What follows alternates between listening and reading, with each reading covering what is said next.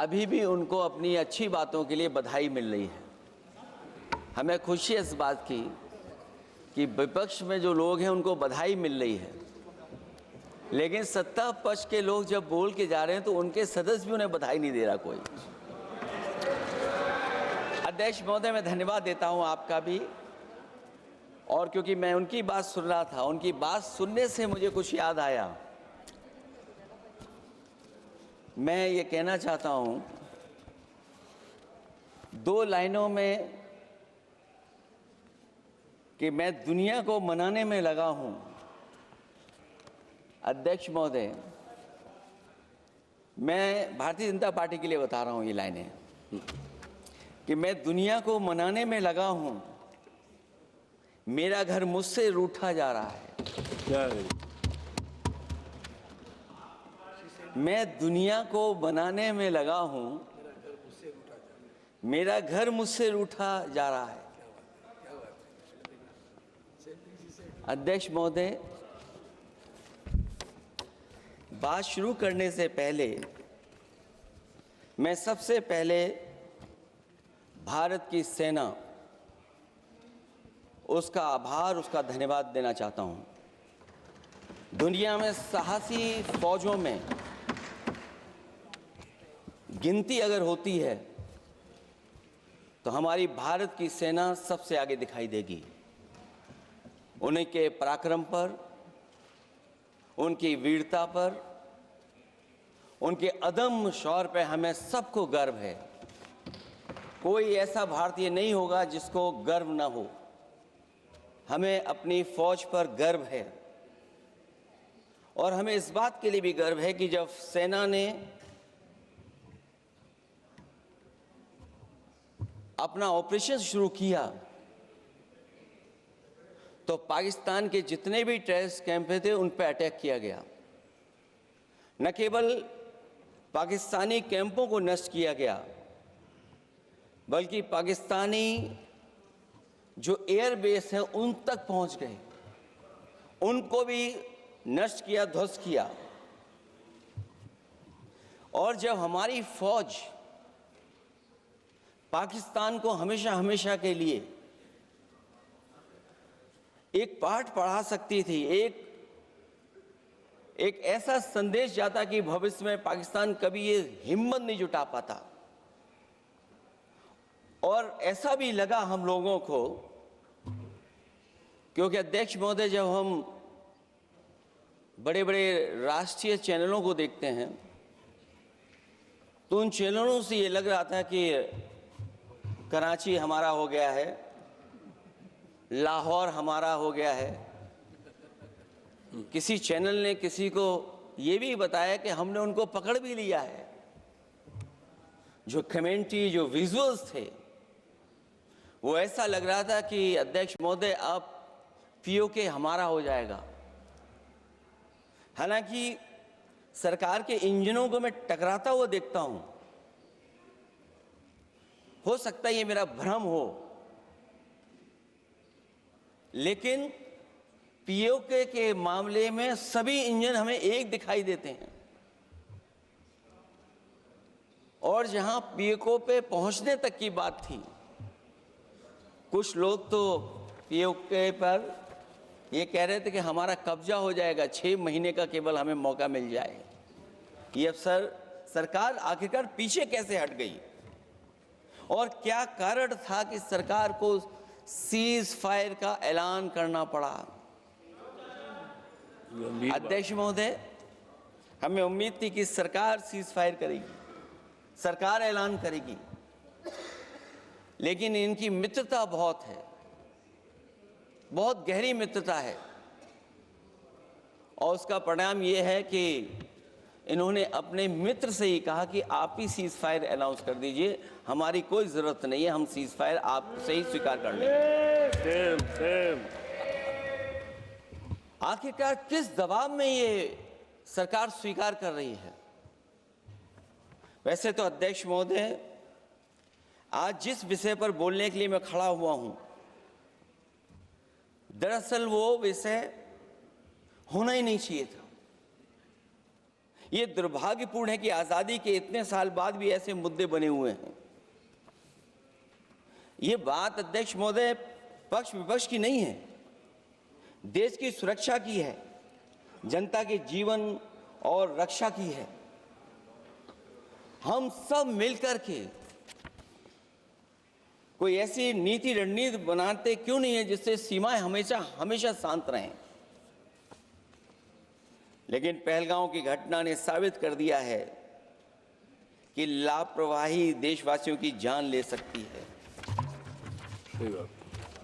और अभी जब मैं सुन रहा था और बहुत ही उत्तेजित भाषा में जब जवाब मिल रहा था, उत्तेजित भाषा इसीलिए बोल रहे हैं कि जनता सम्मोहित हो जाए, जनता स्वीकार करने लगे। लेकिन सच्चाई ये नहीं है। आप कितना भी उत्तेजित बोलें, देश की जनता समझ रही है। ये सही है कि जनता के इमोशंस का लाभ आप उठा रहे हैं शासन करने के लिए। जनता का इमोशन का लाभ उठाती है सरकार। मुझे याद है कि जिस दिन पहलगाम हमला हुआ, उस दिन वहां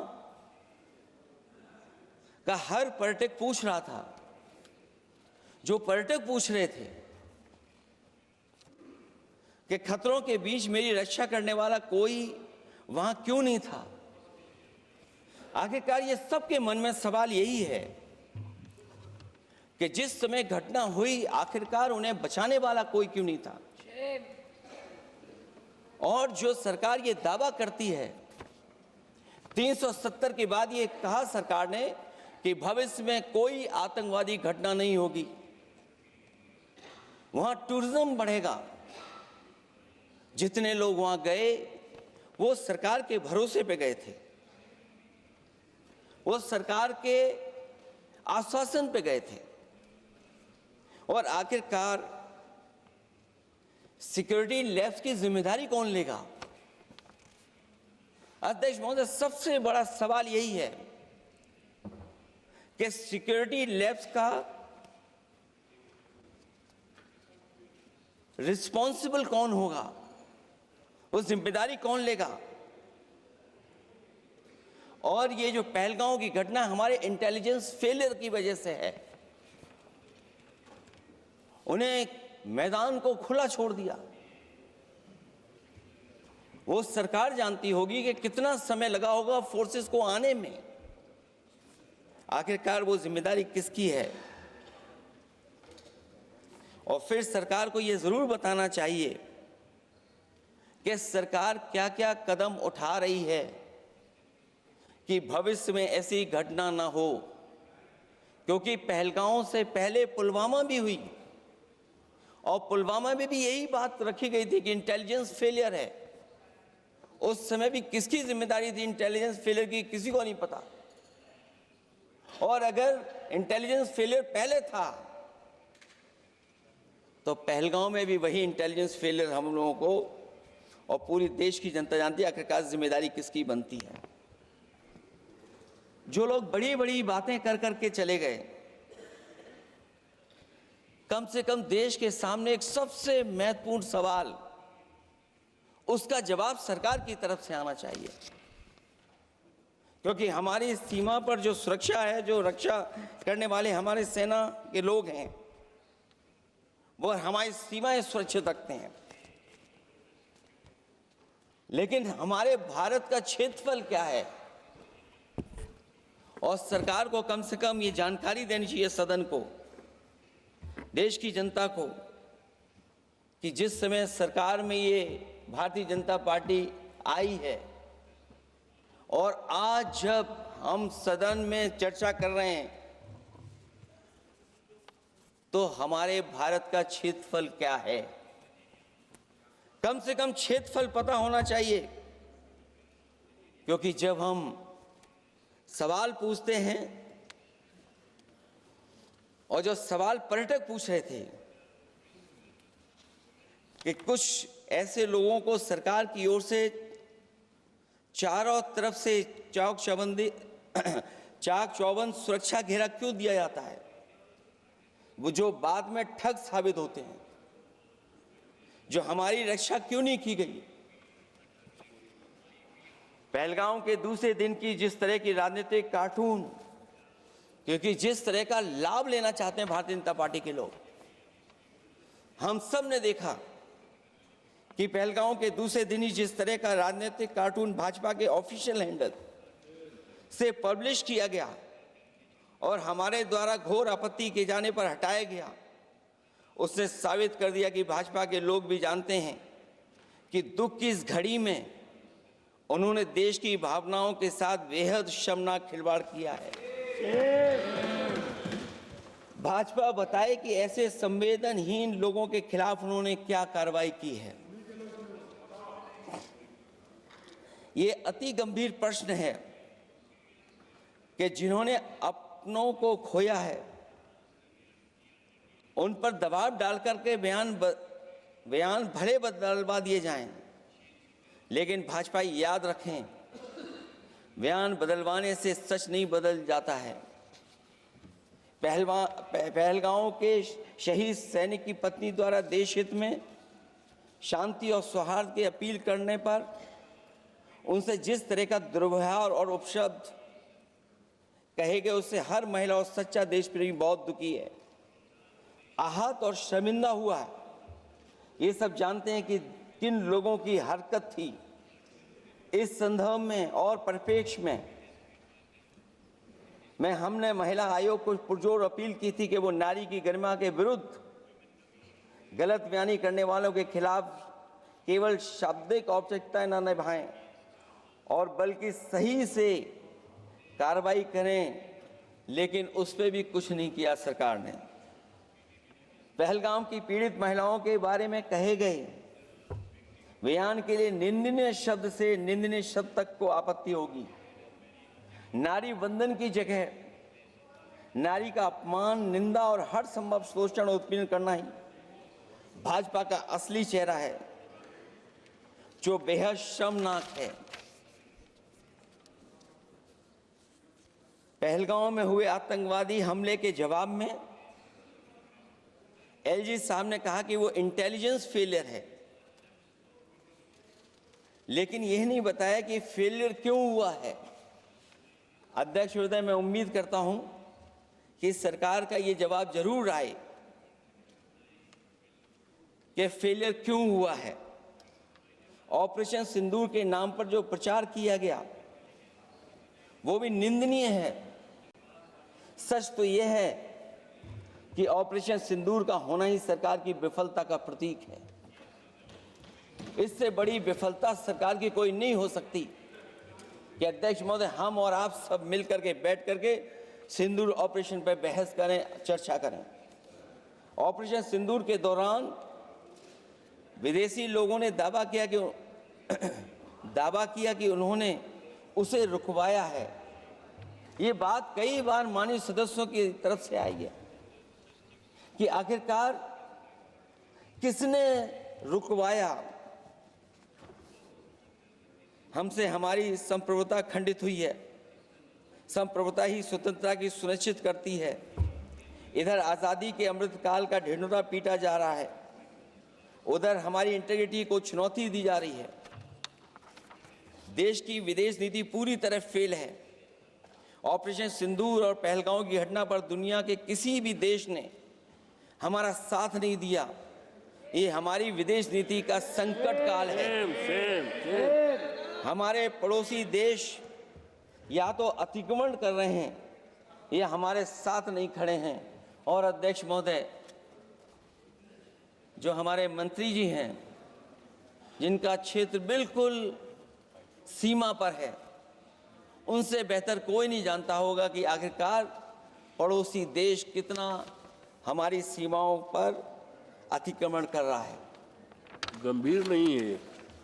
समाजवादियों ने हमेशा देश की सरकारों को चिताया है कि असली चुनौती और प्रतिद्वंद्विता किस देश से है, कौन पूर्वोत्तर की सीमाओं में इंक्रोचमेंट कर रहा है। सरकार को ऐसे मामलों में साहस और समझदारी से काम लेना होगा। सीमाओं से समझौता नहीं करना चाहिए। आज सरहदों के साथ देश के कारोबार को भी चुनौती मिल रही है। सरकार को आगे बढ़कर के उसका समाधान करना है, 2 कदम पीछे करने नहीं है। अध्यक्ष महोदय, जो हम लोगों को सुनने में मिलता है, ये सरकार जवाब दे कि आखिरकार जो पाकिस्तान है उसके पीछे कौन सा देश खड़ा है। आखिरकार हमें चीन से उतना ही खतरा है जितना हमारे देश में आतंकवाद से खतरा है। सरकार की जो नीतियां हैं, सरकार के जो फैसले हैं, वो कहीं ना कहीं ऐसे हैं जो हमारा सीमाओं का अतिक्रमण कर रहा है, उसी की व्यापारिक गतिविधियों में मदद करने का काम करते हैं। सरकार को अपनी आर्थिक नीतियों के लिए गंभीरता से पुनर्विचार करना होगा। हमारा व्यापार कारोबार मजबूत होगा तो कोई हमें चुनौती नहीं दे पाएगा। बात केवल $1 ट्रिलियन की नहीं, बल्कि देश की सुरक्षा और आत्मनिर्भरता की होनी चाहिए। एक तरफ स्वदेशी की नीति को इस प्रकार सरकार ने ताक पर फ्री ट्रेड की बात की है, तो दूसरी तरफ मैन्युफैक्चरिंग की जगह देश को ट्रेडर कंट्री बनाकर छोड़ दिया है। यही देश के बेरोजगारी की वजह भी है।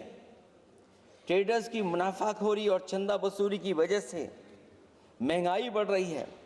आर्थिक मामलों में ये सरकार पूरी तरह फेल हो चुकी है।